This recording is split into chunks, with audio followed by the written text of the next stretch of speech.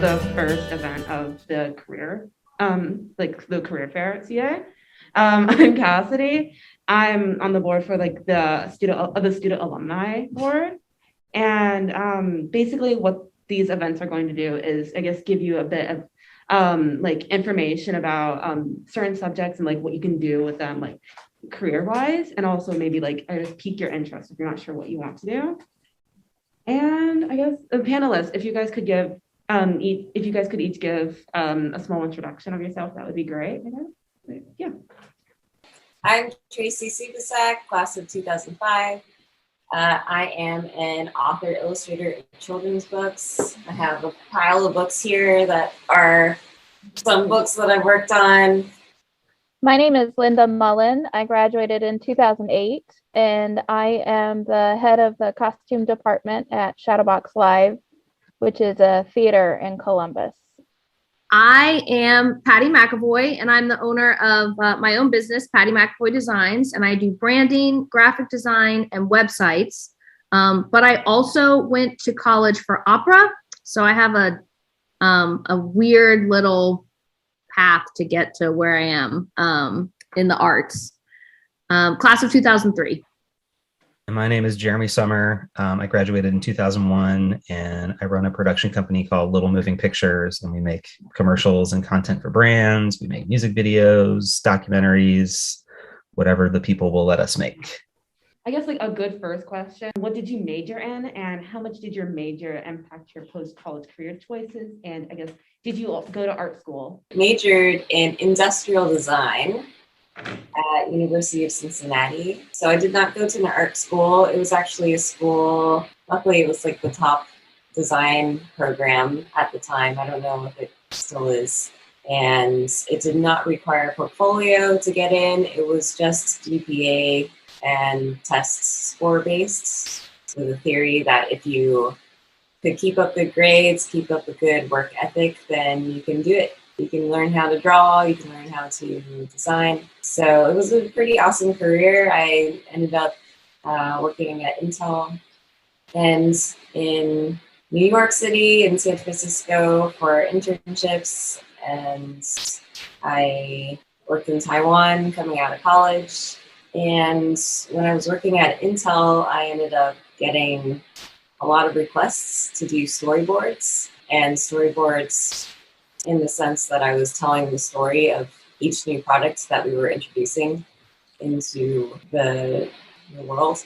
And so I ended up taking a class on children's book illustration to get inspired and learn more about storyboarding. And then the teacher, who's now this like Newbery award winner, she told me, she really pulled me in and was like, you know what, you could do this if you wanted to. And I was like, huh? I think I will. So I was just at a point in my life where I had savings, I had no one relying on me, and I quit my job, started my own design and illustration LLC, got an agent, and ended up illustrating books and designing on the side. So I went to Kenyon College and I majored in modern languages, Chinese and Spanish, but I did a lot of student theater on the side, which is what I really loved. I just didn't think I'd be able to get a job in it.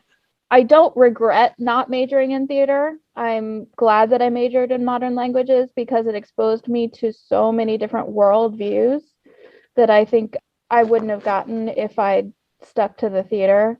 After I graduated, I was kind of floundering, not sure what I really wanted to do. And my father, who knew I loved theater, suggested I try for an internship here at Shadowbox, and it kind of flourished, worked my way up, and now I'm the head of the department where I interned 8 years ago. I moved to New York when I was 17 out of high school, which I look back and wonder if I was crazy. But it was a fantastic experience. I went to Manhattan School of Music for opera. I wanted to do music. That's all I could think about. Nothing else ever even was an option for me. I do wish I had done my undergrad at a smaller school with more performance opportunities. And that I would definitely say, if you are looking for performance opportunities and you're applying to school to go for the arts, you need to figure out what it is that's important for you to do and make sure that the school offers that. The Manhattan School of Music was very focused on the graduates, and all the opportunities were for the graduates, and the undergrads were there to support the grad students. But I did yearbook at Columbus Academy. Very little. I had a very full schedule, so I was not like a incredibly active participant on yearbook, but I learned the Adobe products, and Tracy and I did yearbook and back in the day. Long story short, as an artist, I had to get a job to support my arts career. So I started working in restaurants. So I worked in New York City restaurants for about 15 years. But over that period of time, one of the restaurants that I worked for that had just opened off of Columbus Circle had nobody to update their menus. They were using Adobe Illustrator to manage their menus and had nobody to update them. And they had nobody to produce any promotional material for them. And because I used Illustrator in high school, I knew how to use the program. And so I started managing their menus. I really enjoyed that process and started teaching myself more about the program. And so by pure accident, I fell in love with graphic design and branding. And shortly after I turned 30, I decided I wanted to start my own business. I had opened 15 brands with this restaurant group worldwide, and I wanted to really challenge myself. And so I started my own business in 2016, and I now offer branding, website, and graphic design. So it's not opera-based at all, but I do believe that the path that I took got me to where I am now. And that experience has helped to diversify my view of the world and of business to help me as a business owner and as an artist, even still today, even though it's a very different kind of art than I set out to do. I went to NYU. I studied communications. I had worked previously during my senior project for an advertising agency in Columbus called Young Isaac. And I saw people wearing t-shirts and playing ping pong and getting paid to make stuff up and, sit in rooms and tell jokes to each other until it turned into an ad. And that stuck with me as like, oh, I could do that. And it seems like those people are having fun doing that. And I studied communications. I wanted to get into film and journalism, and NYU has a very competitive film program, and I wasn't admitted into that. And they said, why don't you just do communications? It's basically the same thing. It's not, I didn't learn how to use a camera. I didn't learn how to make storyboards or write a script or any of that kind of stuff. I kind of learned about the media business and the advertising industry and theories behind it, but not so much how to do things. But I was, I had access to companies looking for internships in New York. That was a big part of the education at NYU. And I'd always done things related to advertising and marketing. And by the time I got out of school and was looking for jobs, I had a resume that, told that story, that I was the kind of person that they were looking for in those kind of jobs. And my first jobs were in advertising and agencies, being a project manager. I guess something that surprised people about the work you do, and also maybe we could do like a big surprise about going into the arts. Like, do you have any suggestions or something that you learned while there that you didn't know coming in? I work around, film people. Everybody I work with is technical and has learned how to use equipment and do all these things that I have no idea how to do. I'm a producer, so I know how to put people together. Unlike Tracy and Linda and Patty, I don't have actual art skills myself that I apply to my work. My skill is in putting people together. But what I've noticed is it does not matter to me when I hire people where they went to school, what they studied, any of that. It matters what they've done and the business they're trying to get into. And the opportunities for, a production assistant with no experience to jump up and be a person holding a camera are totally there. The mentorship is there. People want to nerd out on their trades and teach other people what they're doing. And yeah, I'd say it has a lot less to do with what you've learned than what you do. I want to piggyback on Jeremy. I agree. This is not the path that I pictured for myself when I graduated academy. If you would have asked me 18 years ago, like if I would be doing coding on websites, I would have been like, absolutely not. Who are you talking to? It was nowhere in I specifically remember saying, I don't want to sit in front of a computer for my job. And now that's what I do all the time. But I'm super happy. I think you should keep your, don't let imposter syndrome get you. If you didn't go to school for the thing that you now feel passionate about doing, find ways to educate yourself and find a good mentor. Like, find somebody that is in your field that you can rely on and talk to, who can be supportive. One of my very first, not my first job, but when I first started out, I was like, what am I doing? This is insane.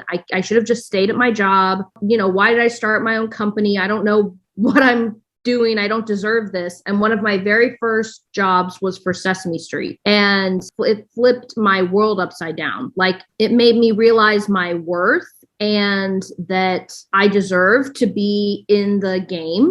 And they didn't care. They didn't care that I went to school for opera. They didn't even ask. It didn't matter to them. They were attracted to what I brought to the table. So it's super easy to do that, especially we're all artists. But, you know, allow yourself the freedom to navigate through your life and change your path if needed. I would totally agree with that. This is absolutely not what I pictured myself doing when I graduated from the academy. I wanted to be a teacher, and I do still teach. So while it doesn't matter what you major in, and you shouldn't stress over something like that, whatever you learn in college will carry through into whatever you're doing in the future. And I would just suggest that you take as many opportunities as you can to do as broad a range of activities as you can, and not marry yourself to any one view or path in life that you are adamant that you're going to do, because it's going to change. That's just life. And as broad of a range of activities as you can expose yourself while you're still learning and growing is really going to be able to help you further in life. I agree with everyone.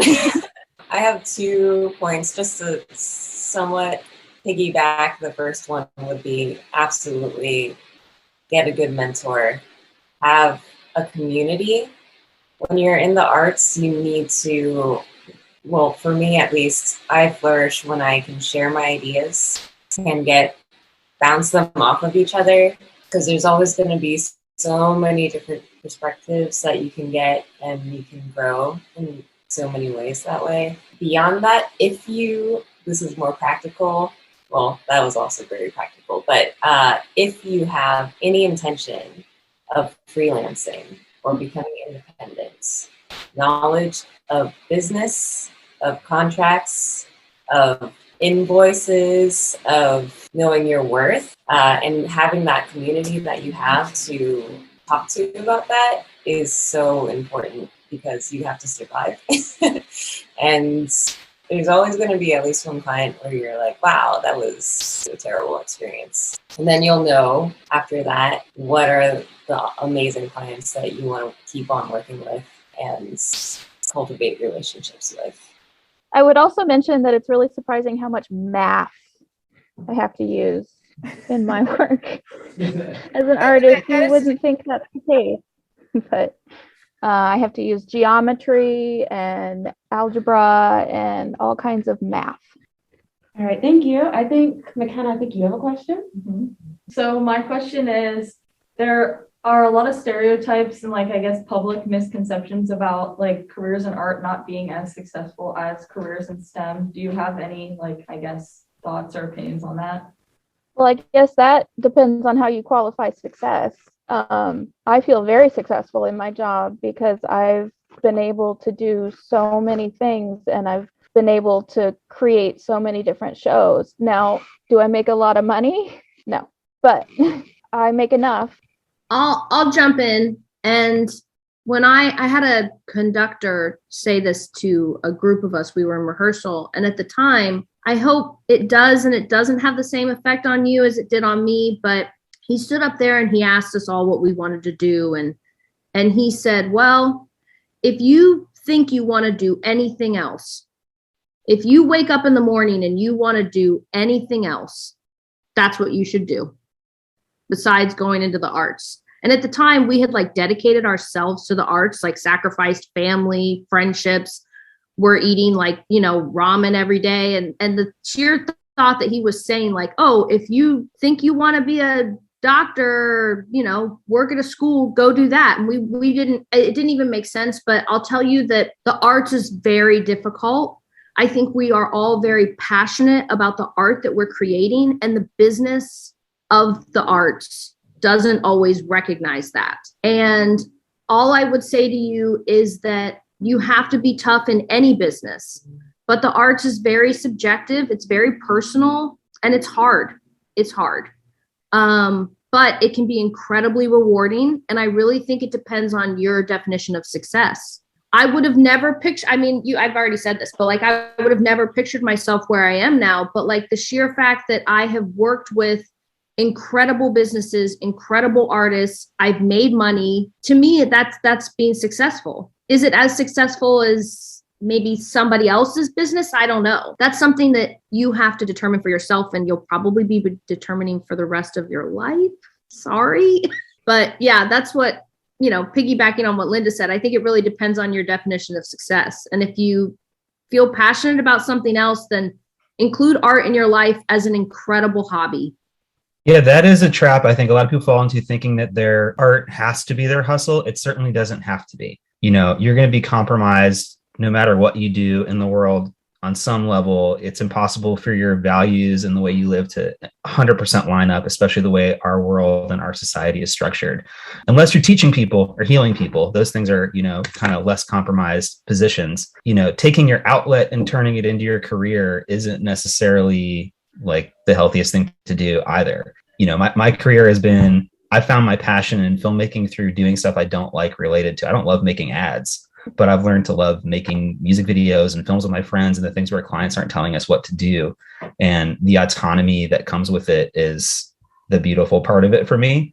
And I think careers in the arts maybe offer that autonomy more so than other paths. You just have to fight for it a little harder, and it might take a little bit longer to get compensated what you're worth, more so than, you know, a lawyer or an investment banker or those sorts of things.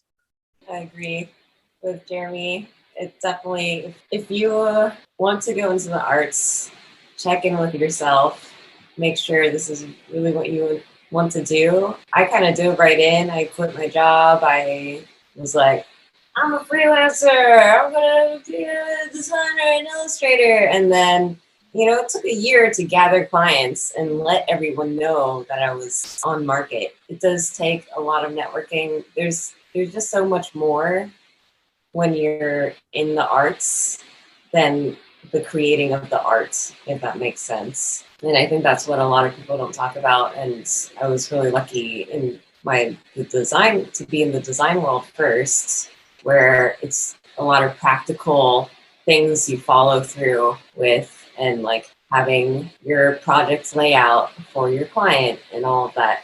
But in terms of success measuring, for me, you know, there's like, I produced a book this year, or I have these book deals. That can be a measure of success.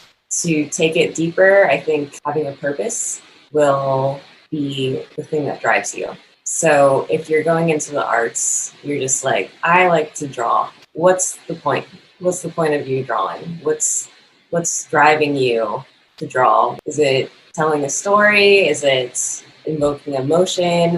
What is your purpose? And I think that's the biggest thing to ask yourself if you are considering going into the arts. Well, thank you guys so much. I think we're out of time, but thank you, panelists, for being here and giving all of this really useful information. And thank you for everyone who came to attend.